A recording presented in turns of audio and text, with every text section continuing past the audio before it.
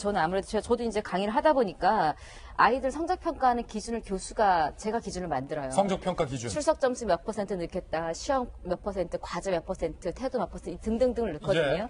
이거 나왔습니까? 조국 교수가 낸 성적평가 본인의 기준이 뭐냐면 출석 30, 과제 60, 태도 10, 예. 시험이 없고 과제가 60%예요. 과제 대부분 60. ABCD가 과제로 정해진다라는 건데 제가 사실 이걸 보면서 의아했던 게 뭐냐면 항상 강의든 정치든 간에 주인공이 누구여야 돼요. 정치는 국민이고 강의는 전 학생이 중심이라고 생각을 해요. 그런데 과제를 낼 때 학생들이 어떤 고민을 할까 저는 제가 학생 입장에서 잠깐 그게 아찔했어요. 아찔한 게요? 앞서서 강의 안만 봐도 지금 조국 사태와 연관짓지 않을 수가 없다라는 모든 사람들의 얘기가 있다시피 학생들도 분명히 이거를 수강 신청해야 되는 학생이라면 과제를 낼 때 정말 내가 소신껏 과제를 써야 되느냐 아니면 이거를 정치적으로 조금 내가 이렇게 써야 되냐 그 고민을 입맛에 맞게. 왜냐하면 성적도 중요하니까요. 그리고 당연히 학생들은 교수 눈치 보고 심지어 물어봅니다. 교수님 이거 이렇게 하면 됩니까라고 상의도 해요. 근데 시험이 없는 상태에서 이렇게 과제를 내야 되는 성적이 거의 주인 이런 평가 방법이라면 저는 학생 중심으로 강의안을 쓰는 사람이라면 지금 사실 조국 교수가 강의를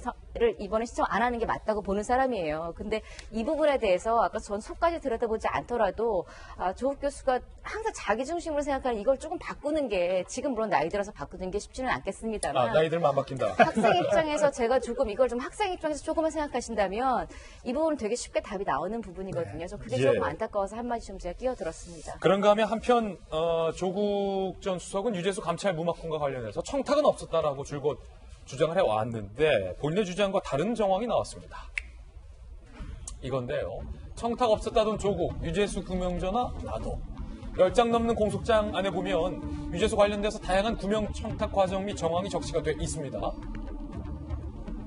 백원우, 박경철 이 두 사람이 유재수에 대한 청탁성 전화가 많이 온다라고 얘기를 하자 검찰 공소장에 들어가 있는 내용이에요. 조국 당시 수석이 나도 그런 전화를 많이 받았다라고 시인을 하는 대목이 검찰 공소장에 나온다는 겁니다.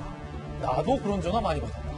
그렇죠. 저게 이제 우리 채널의 단독 보도인데 지금까지 조국 교수는 우리 권력 핵심층으로부터 나는 저런 청탁 전화 받은 적 없어요.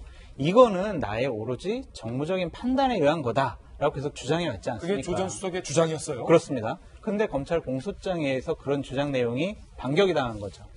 백원우 비서관이 이게 청탁 전화 너무 많이 온다.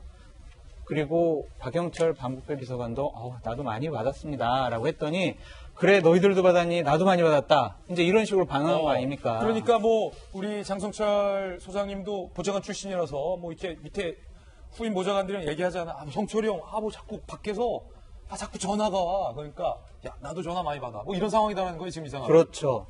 백원우 비서관은 얘기를 합니다. 우리 김경수 지사로부터도 전화 오고 우리 또 누구죠?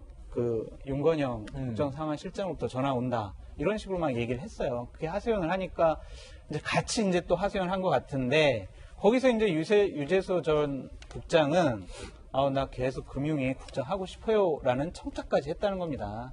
이런 일들이 검찰 공소장에 적혀 있는 거죠. 예. 이게 제가 좀 끼어들어볼까요?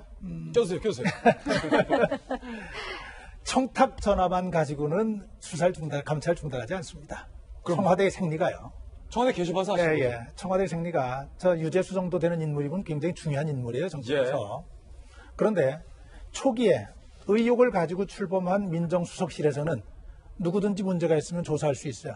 조사를 들어가는 건 사실은 문제가 어렵지 않습니다.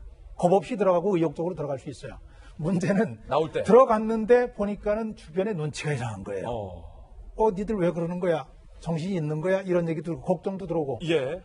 그러면서 직접적으로 그만둬라는 얘기는 못 하더라도 이상한 얘기들이 계속 들어와요. 그렇게 되면은 저 그림을 제가 이렇게 생각을 해본다면은 수사하는데 이런저런 청탁 전화가 많이 오고 힘 있는데도 많이 오고 그러면은 민정수석실 차원에서 의욕적으로 달려든 일이라 할지라도 당연히 실장한테 보고를 하게 됩니다. 저거는 저희가 이런 거를 하고 있는데 하다 보니까 이런저런 일이 있습니다. 실장이 화들짝 놀랄 수밖에 없죠. 그래서 실장선에서 수석 비서관들 같이 조정을 할 수 있지만은 실장선에서 거의 결론이 난다고 봐야 돼요. 그리고 대통령께는 사실은 그런 경우는 보고만 된다고 봐야죠. 그래서 저게 조국 민정수석이 그렇게 얘기를 한 것 같아요. 권력형 비리, 권력형 차원에서 내가 한 거 없다.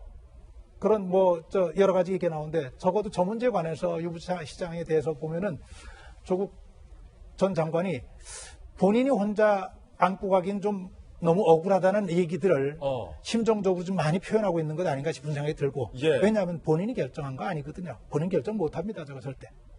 자, 이에 대해서 조국 전 장관 당사자의 해명도 좀 소개할 필요가 있을 것 같습니다. SNS에 아까 SNS 절제약부터 공부하시라고 하셨는데 SNS에 이런 걸 올렸습니다.